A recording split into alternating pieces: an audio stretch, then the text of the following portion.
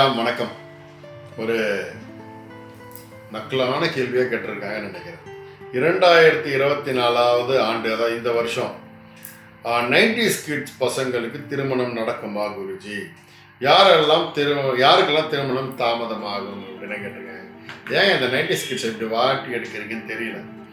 90ஸ்ன்னு கிடையாதுங்க, அதுக்கு முன்னாடி பிறந்தவங்களும் சரி, அதுக்கு அப்புறம் பிறந்தவங்களும் சரி, யாராக இருந்தாலும் திருமண தாமதம் நடக்கிறதுக்கு பல காரணங்கள் இருக்கு. அவங்க ஜாதக ரீதியான பிரச்சனைகள் இருக்கு, கர்மவினை தோஷங்களும் காரணம்.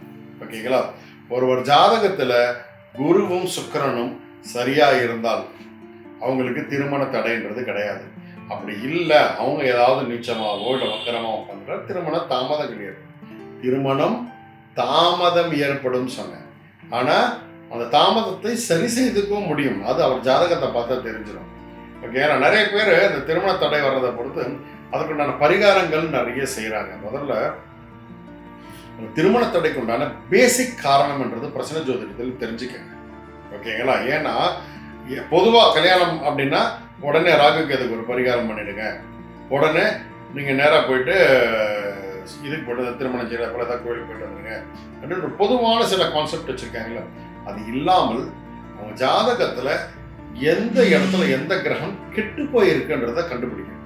குருவோ சுக்கிரனோ எந்த இடத்துல கெட்டிருக்காங்க, அவங்கள ஆக்டிவேட் பண்றதுக்கு என்ன பண்ணணும்ன்றத சரியா கணிச்சிட்டோம்னா கண்டிப்பாக அதுக்குண்டான பரிகாரம் செய்யும்போது அது திருமணம் 100% நடந்துடும்.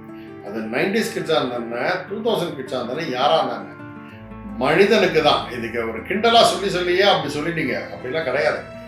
இது எல்லாருக்குமே அவங்க ஜாதகத்தில் கிரகதோஷம் இருந்தால் கண்டிப்பாக திருமணம் தடையாகும். அதை சரி செய்தால் கண்டிப்பாக சரியாகும். நிறைய குரு வழிபாடு செய்யுங்க, நிறைய சுக்கிர வழிபாடு செய்யுங்க. செய்யும் போது கண்டிப்பாக உங்களுக்கு சக்சஸ் கிடைக்கும். திருமணம் நல்ல திருமணமாக நடக்கும். பிரசன்ன ஜோதிடம் பார்த்து அதுக்குண்டான வழிமுறை தேடுங்க, கண்டிப்பாக வெற்றி கிடைக்கும்.